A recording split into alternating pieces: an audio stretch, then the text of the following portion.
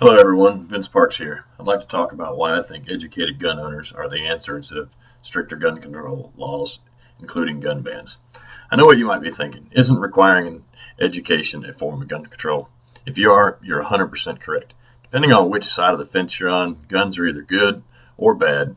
I just wish people would admit that whether a gun is good or bad is dependent upon the person that's wielding it. A statement made by the NRA. The only way to stop a bad guy with a gun is a good guy with a gun. This is a true statement with the following two exceptions. Either one, the bad guy was never stopped and he finished his rampage and went home. Or two, the bad guy never gained access to a gun, therefore did not need to be stopped. Now, I've got some ideas for education that would prevent, as the NRA said, a bad guy with a gun.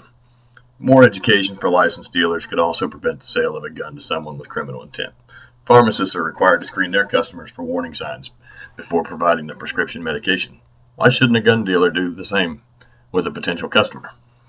A training program for gun dealers to pick up on these signs can prevent someone who has previously met the educational requirements but now has malicious intent from getting the gun or ammunition they need to carry out whatever they have intended. Gun owners are worried that requiring educational programs would ultimately lead to a national database of gun owners that would reveal their identity to the public, much like the sex offender database. Personally, it's a little far-fetched, but I don't see it as a bad thing. If a criminal were resourceful, a Google search might reveal to them which house they could break into and not get shot.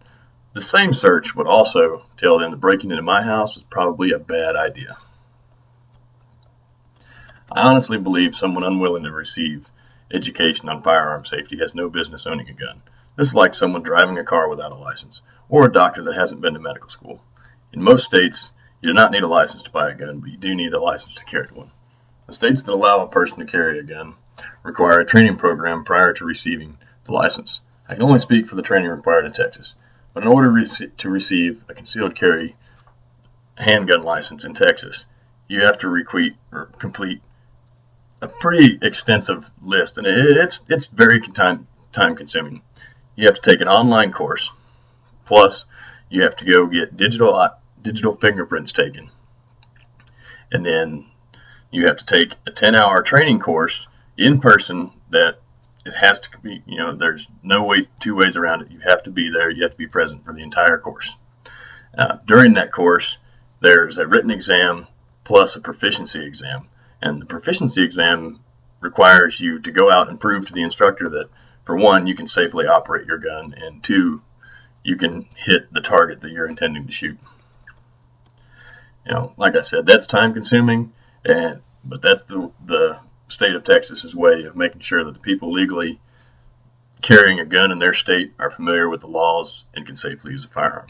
I personally believe 10 hours of my time is a small price to pay to protect my Second Amendment rights. I urge all gun owners, even prior military, to attend a form of firearm safety training. The educational programs out there help you to remind you of things such as best practices, safe storage, and cleaning. Gun ownership is a right, but should also be treated as a privilege. The more education people receive, the better argument we can make not to ban guns or take away our rights altogether. Thank you for your time, and I look forward to seeing you on the range.